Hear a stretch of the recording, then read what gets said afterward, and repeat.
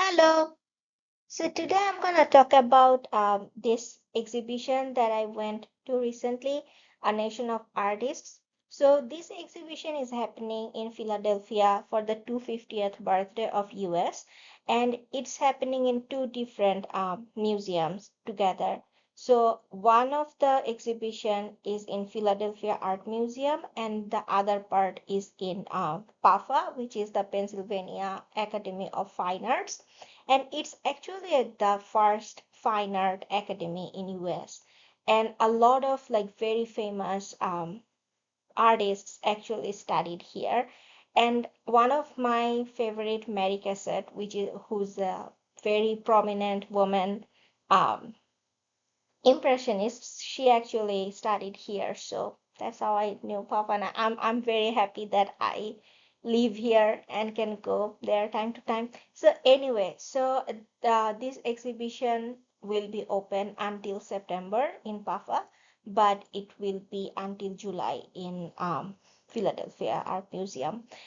So I'm gonna talk about the PAFA exhibition today, and then you can see here like the building itself is just so beautiful. So this is the old building, the historic landmark building, and if this building itself is an art. So if you have like ever the chance to go there, please do. And then they also have like other exhibitions, and like they form from their students, their faculties, and a lot of other people. So it's always pretty nice environment to go there. So you can see here like how beautiful this area is. So I just wanted to like have a glimpse of the um, place. So, okay, let's go into it. So, I'm not gonna talk about like everything that I saw. I would talk about like the things that I liked most, but there was like it's a pretty big exhibition, like from Papa's own collection and some of the Middleton family's collection. So it's a pretty big exhibition. So first thing first. So I'll only talk about what I liked, and also like it was not organized with time or date, it was organized with the subjects. Suppose there were like different subjects, and the like artists from different time, different genre, like they were all like organized in that way, and it pretty much made sense. And so anyway, let's get into it. So the first one, when I just went into, and then like I saw this very beautiful sculpture by John Quincy Adams Ward, and I thought like the president, like he was a artist too. No, he was not. It's a different person.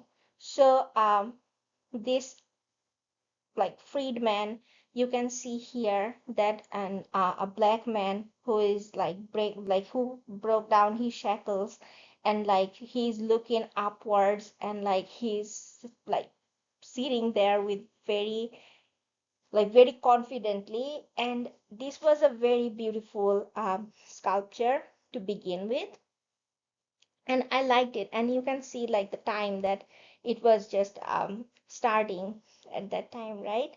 So I think I liked a lot of like black artists' work. So this one, I really liked this one. And so this was, you can see here, branded irons. So Willie Cole is very famous for his work with like different objects, like suppose domestic objects, and he makes them like he organizes them, or like he finds like different like stories in them. So you can look at his work, and this one was his. So he's a black man, and his like mother, and I think like grandmother also, they were housekeepers, and so they would iron with like the clothes and everything, right? So they had a lot of irons to, and then like he had those like just sitting there for a long time. And he said like one time he just looked at them like, and he was like, hey, they have a story to tell. right? Like, so you can see here that like this is actually wood, and then like you brand, like you heat up the iron and brand the wood, right? So you can see like very like hot iron less, and like different patterns coming out of it. And he said that like these tells also like a story of like, you know how African mask is a art, right? So it also shows like their families, like lifestyle, like, so I think the coolest part for me, first of all, was like I would never think about like having like branded irons as a like art piece.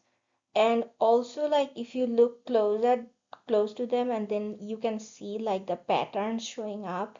I could definitely see like a leaf here, but I thought it's pretty cool, like with the story and everything. So the next one that I really liked is also from a black artist, Horace Pippin, and it's John Brown going to his hanging. So John Brown was a like white man, but he was a abolitionist at the time, and then like he was in different movements, and then they like hanged him. And you can see here that like he is sitting here, and like people like they're taking him for his hanging, and then a lot of people are like watching and cheering and everything. But there, I was like, there is this person. Who is this person? She is not looking at the like she is not being a part of this crowd, and as if like she is saying that no, I will not be a part of this crowd. And there is a story of Horace Pippin's grandmother, that she was present at that hanging. So it could be that Horace Pippin drew his grandmother in this picture. And so you can see here that in different pictures, so the this was the part where they told about different stories of like the civil war, the black lives, like different social problems, like different things going on, and how the society was, and so, like everything like that. So this part was very historical. And like like just the black and white, and so just color wise it was pretty, but think subject wise it was also very nice. I liked it. So the next one that I liked is Young America. And then you can see here again, like, so now the civil war movement is going on, and then like people are like giving speeches, and like you can see here that a young boy stood up, and then he is like telling other kids like, hey, like something like that. And like, so they're mimicking, like you can see here that the tension is growing, and then there are different sects, and then different things going on. But you can see here that a black man is like he is looking at this revolution with his own scrutiny, right? Because at this time there was also like black Irish like that problem and everything. So I'm not gonna go into those political details, but those pictures really tells about that time. So you can see here, like those are pretty old pictures, like arts and everything. But you can see here that like they're telling us the story of their time. So I always think that it's great to like always like yeah. So the next one is not about like history or anything, that but what I liked about these three pictures were that they're telling us very personal stories. So this is Carried Beauty. I cannot like total, so I'll just call her Toyin. So it's her own picture, and you can see. So she came from Nigeria, and you can see here that she's wearing a very beautiful dress, and like you can see her shadows or her lives and everything. But now this woman is contemplating, thinking about her life, and the whole thing, like how she looks at everything. And also this picture was mixed media, so you can see here like she's telling us a story of immigrants maybe, or just people in general, or just a like woman telling her story. So just looking at this picture, it was really beautiful. This one I cannot do justice with the photograph, to be honest. Like you can see here that how like it this JSB3, he's a friend of Bartley Hendricks. So and like he was from Philly. So you can literally just go in the street and like see like a man like who's like all like dressed up and everything, and you can like tell that hey, I probably saw that man on the street, right? So this person, like this picture was like art was done in 1968, and even in it's still relevant in 2026. And I really liked the color, the like how he's pulling off the whole aura. I really loved it. And then the like this one, mom on oxygen, this is a very personal one, right? So you can see here that this woman is on oxygen, and like now she's like looking at us and like probably telling her story like with her girl's art, right? So there were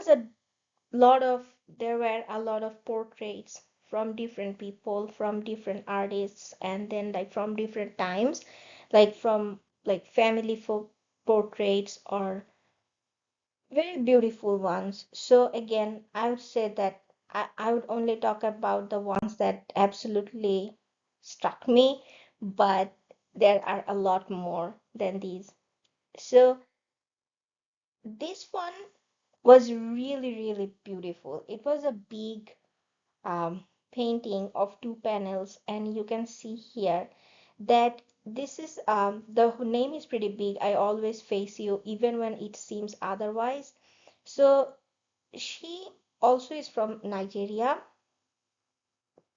and then she came here, and then like she had her life, and so you can see. So he is her husband who's white, and then they're sitting at a dinner table, and then these pictures you can see these, they're from the cutouts of fashion magazines and like different magazines from Nigeria, and these are the stories probably these families talking about or how their lives are and everything. And you can see here her wife, like her husband is like not that collage, but and she is a hybrid person. She's wearing like a dress which very much resembles to Nigerian dress, but also like she is in both worlds. And there were a lot of art from immigrant artists, and then it was this one, and also from a woman from Persia, and like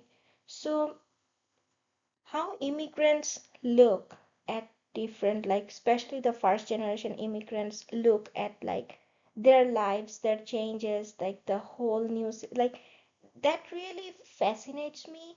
Like not like I would say that like I try to understand that. So I think that's why I'm more like inclined to those paintings. But everything like so in every painting they're saying that we came from a different lifestyle, different environment, different perspective, and now we are getting different perspectives, and like we are trying to shape our mindsets and everything. And it's a lot of time like it's a very informed like we take those decisions, and even if I'm not facing at this, I'm always like facing at you, right? So she is like kissing her husband on the table, but it doesn't mean that she's away from Nigerian culture any less. So I really liked this picture and as an idea, of course. So the next one was a woman and modernity, that how women were shaped in artists' work in US. And you can see it starts with Thomas Yakin's pictures of women like who are probably knitting or something. And then you can see here, this is Roy. I cannot, I forgot his full name, but he is very famous for his work. You can see these dotted lines, so he would take like he's very famous in pop art, and so the old day comic art, he would take those and make them paintings, right? So at that time there was this pop art, like the pop art was shifting that like what is art and how come like the domestic things can be art, and then like there was a lot of things going on. I probably talked about it a little bit before, but so you can see here from his eyes, from a pop artist's eyes, a woman's like close up, and then here you can see this bruised bra. This is from Marsh Pet. Her name is Portia Monson, I guess. So she is also famous for like making the very like normal things into art. So suppose it's a bra, but it could be just a cute everyday thing. It could be just something normal, or it could have a story that we do not know. So there is a lot of room of thinking, of understanding, of contemplating everything. So she is very like famous for that kind of work. And you can see here, this is from Edward Hopper, who is very famous for his like day-to-day life and how people are getting like very isolated with modernity. He is very famous for that depiction. And you can see here that this woman is working in her apartment, but the viewer can see it, right? So with the modern world, like women have less privacy, and then it's just like maybe she's just working on her own, or like it's like a isolated time. So Edward Hopper was always like he was not like very critical, but he, yeah, I really like the whole composition of the imagery is very beautiful. And this maid ride was really sad because like what this story tells is that at the so the Europe took the African mask art and made it a like a thing, right? So they took a lot of inspirations from African masks and made like a lot of different art styles. But then in different parts of US there were like mockery of like black people. And then this is actually like a stand like where you wash clothes, like where you like like trash the clothes, right, to wash them, a laundry thing. So you can see here that they put woman's face on it, and so you are like thrashing the cloth on her face every time. So there was like a lot of other objects too that I saw before, that like they like people produced as like mockery to black people at that time. So yeah, so in this, so now I think with this like composition, you can tell that how the exhibition was actually organized, right? That it did not really looked at certain time, but it showed the theme of it. So the next one is how the things were changing. Suppose the changing forever, this is, I put that, but I think like they were also showing different like entertainment, different like because US was always changing, right? So there were different movements going. So suppose if Europe was having like certain art forms or certain entertainment form, and then they came in US and then they have their own versions of it. So you can see here like a dance like part like a Broadway show maybe, and then this is very like the picture is done very much like the, oh my god, I forgot his, the impressionist who's very famous for his like dancing girls. Okay, so anyway, so it's a very impressionism like picture. But then you can see here that this is again like a very leisure time, and I think it's also from like a postmodern um I'm forgetting everything today. But yeah, so should I stop? Okay. Yeah. So this is okay, so now I feel a little better that this is like Degas painting. Okay, so anyway, you can see here that different kinds of entertainment, different types of like art is going on, and then people are watching shows and having bets and stuff like that. So there were like these pictures as well who talked about like this, like different lifestyles. And then I think there was also these imageries that the American artists also tried, like they were also doing the same movements at the art period. Like suppose this is a very surrealistic panel, and you can see here that, but this is from a US artist. This is also, I think this is from Jasper Johns, who was also famous for the flag. So at this time, I was telling that like the differentiation between like what the modern art should be, like the post-modern expressionism came up. So at that time, like they were like, okay, a flag, which is an object, that could also be an art. So that's why this is pretty famous. And this is also famous because it had like this 48 stars. But I think, but there was two more at that time, but he did not put those two yet.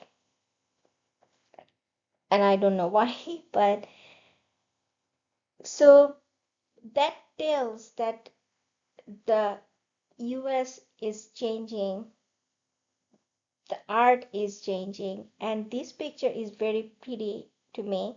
But this also tells a story about the like the colonization, like the changing landscapes. Suppose this is New York and the artist is looking from here, and then he's seeing that they are building these massive size skyscrapers, and like the um, Central Park is changing, and very soon the Central Park will not be like this anymore. This will be a very like a very urban park. So he drew this painting with a very fast brush strokes to tell us that story. So yeah, so I think at this segment it was mostly that US artists were also following the international art movements, and they were also telling their stories like as it was going at that time. So this was like I wrote the name Still Standing. It was because there are some things that never changed, which is nature, and the pictures from nature and how artists were trying to see it.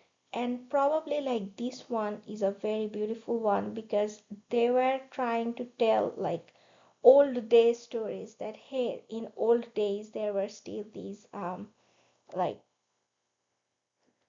festivities going on, and then this fox is like chased by crows here and it's trying to hide inside the